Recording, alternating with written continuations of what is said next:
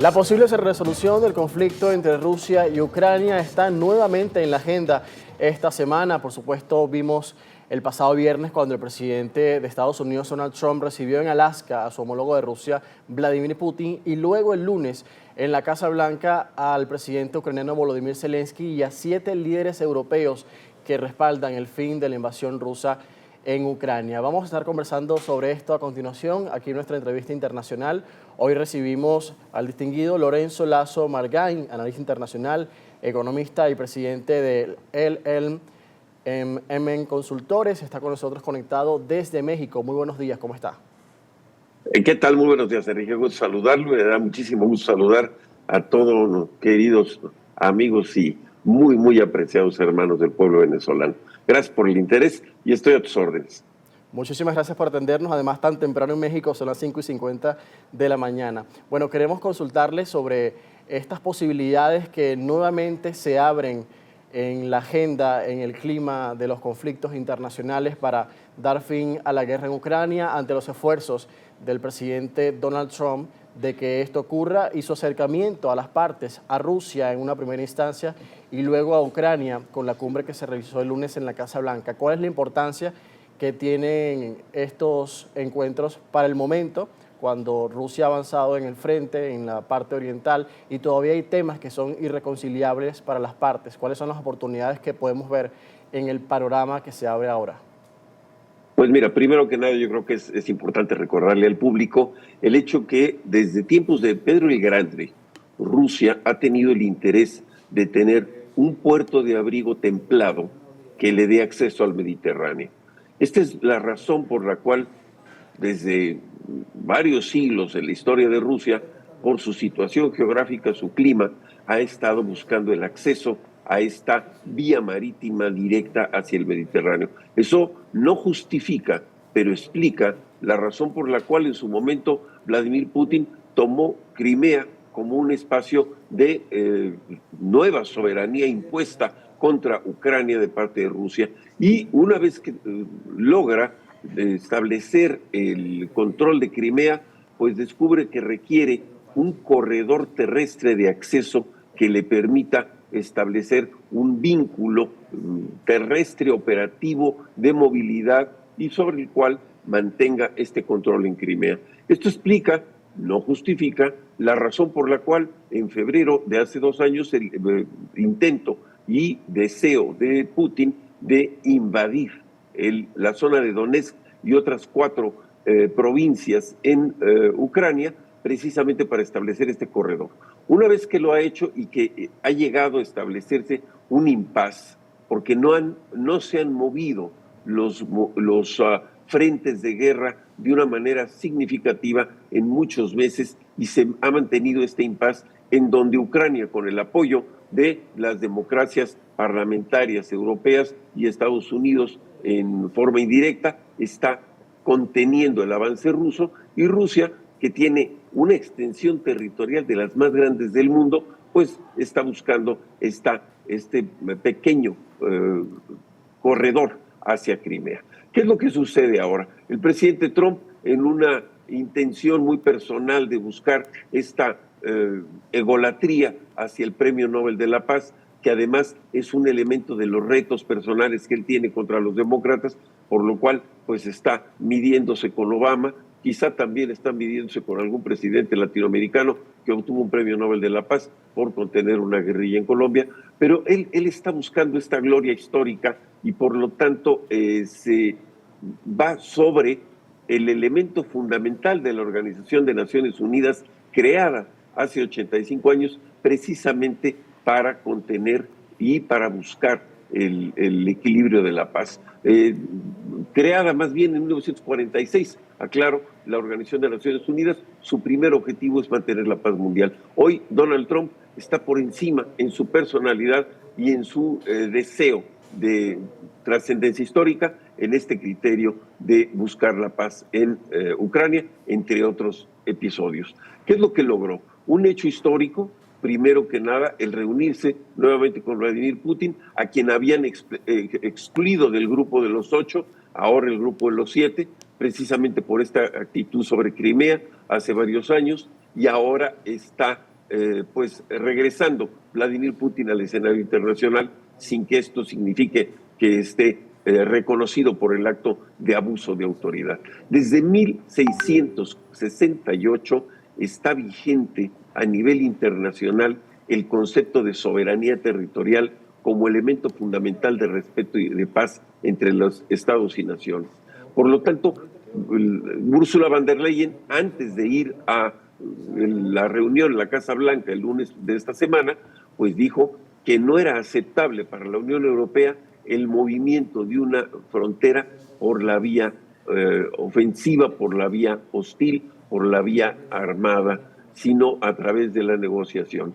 ¿En dónde estamos hoy? Es la búsqueda de un elemento de desescalamiento de la guerra, de encontrar el acuerdo de paz en donde definitivamente Rusia y Ucrania dejen el conflicto armado, pero el tema fundamental es, ¿va a aceptar Ucrania ceder terreno para que se logre la paz? Sí, estimado Lorenzo, ahí está la gran pregunta, porque precisamente Ucrania ya adelantado ha dicho en principio que no va a ceder territorios, y una de las cosas fundamentales que exige el presidente ruso Vladimir Putin para dar paso a una posible resolución de todo esto es precisamente que se le entregue el área del Donbass que ocupa parcialmente y que además luego esto sea reconocido como parte del territorio ruso.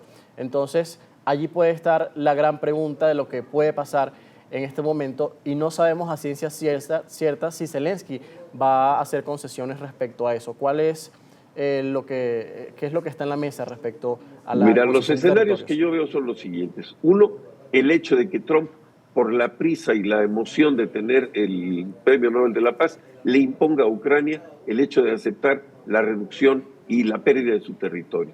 Segundo, el hecho de que Vladimir Putin es un líder gubernamental que no tiene periodo de gobierno. Por lo tanto, está muy tranquilo con la idea de poder esperar los siguientes 3 años a que termine el gobierno de Trump y volver a renegociar a nivel internacional con el próximo presidente de los Estados Unidos un elemento a conveniencia de Putin. Tercero, el hecho de que las partes, para poder imponer una pérdida de terreno a Ucrania, pues quizá esto signifique la pérdida de la presidencia de Zelensky y por lo tanto ambos grupos pongan un líder en Ucrania suficientemente dócil, suficientemente sumiso para aceptar la pérdida. Yo quiero recordarle al público venezolano que para México la pérdida territorial es un elemento fundamental de soberanía y de orgullo a nivel nacional. Cuando el expresidente Donald Trump se enteró de la invasión del Donbass por parte de Putin, lo que dijo fue que fue una idea genial, que hasta podría aplicarse para el sur, la frontera sur de los Estados Unidos. Esto es una afrenta directa a ese criterio expansionista no deseable, no aceptable y totalmente fuera del derecho internacional, no solamente en la zona de Ucrania, sino en lo que puede implicar para la idea expansionista de Trump, que recordemos quería anexar de alguna manera el Canadá y también la compra no del todo lógica de Groenlandia. Entonces, sí, en este sentido, ¿en dónde están? En la posibilidad de imponer una paz por parte de las potencias de Estados Unidos y Rusia, al imponer esa paz, hacerle a Ucrania la presión suficiente para perder su territorio, total o parcialmente ese corredor.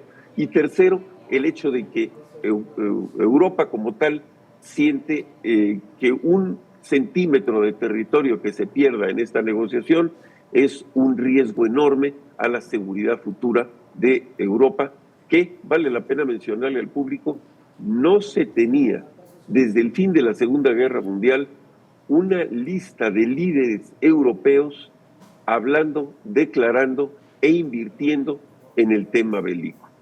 Exactamente, quisiera detenerme también en el punto de la seguridad, porque ahora también está sobre la mesa las garantías de seguridad que supuestamente Putin le aceptaría a Trump en el marco de esta mediación para lograr un cese al fuego permanente en Ucrania.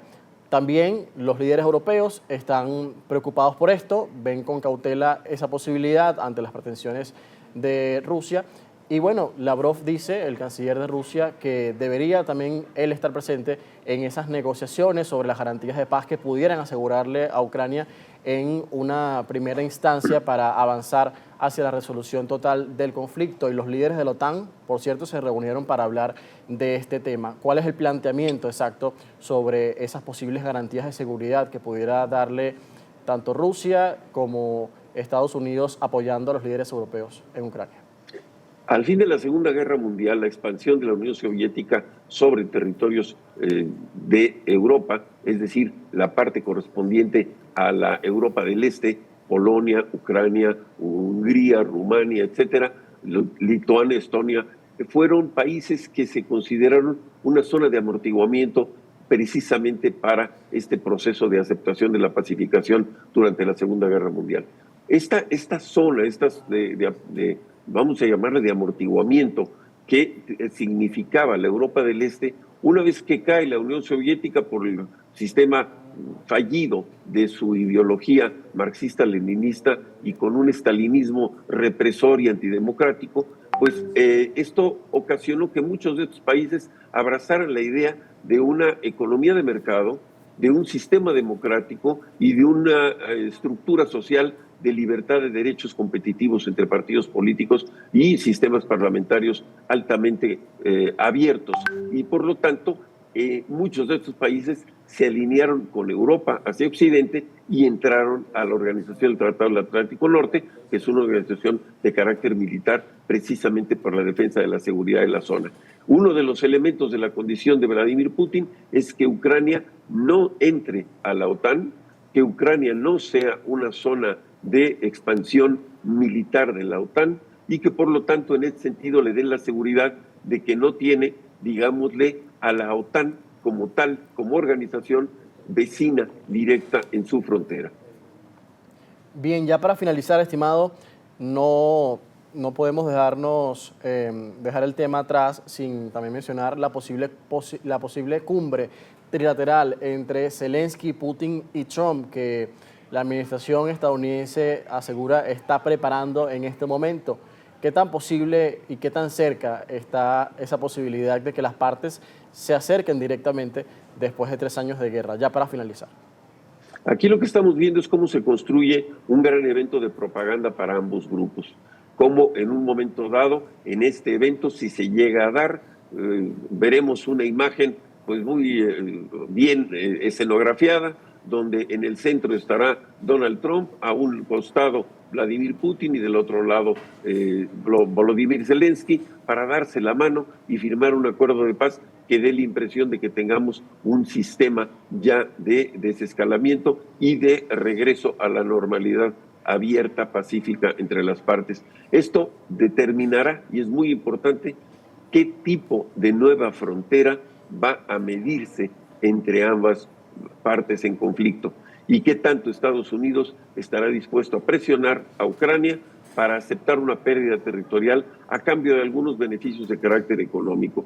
Y aquí el tema fundamental es la personal y muy enconada actitud de rechazo de Putin hacia Zelensky y de Zelensky hacia Putin. Son dos personajes que están históricamente confrontados y que el hecho de que se reúnan a darse la mano significará que alguno pierde y alguno gana. ¿Qué tanto va a aceptar Vladimir Putin haber enfrascado a su país en una guerra durante 2 años con muchas sanciones y con el acto de reprobación internacional por este tipo de situación? ¿Qué tanto está dispuesto a que eso sea a cambio de preservar este corredor hacia Crimea? Ese es el gran debate y, por supuesto, países como México, pues no estamos en ningún momento de acuerdo con que se muevan las fronteras de manera violenta, armada y en contra de la soberanía territorial de ningún país. Muchísimas gracias por acompañarnos esta mañana y por además explicarnos de buena forma lo que está sucediendo en Europa del Este y cuáles son las perspectivas de paz ante la posibilidad de que se solucione la guerra entre Rusia y Ucrania, se llegue a una resolución de este largo conflicto. Gracias. Muchas gracias a usted y saludos al público. Con nosotros en primera página, Lorenzo Lazo Margain, economista y analista internacional desde México a esta hora. Vamos a la pausa, son las 8:03 en Caracas. Al regreso, más actualidad aquí en primera página.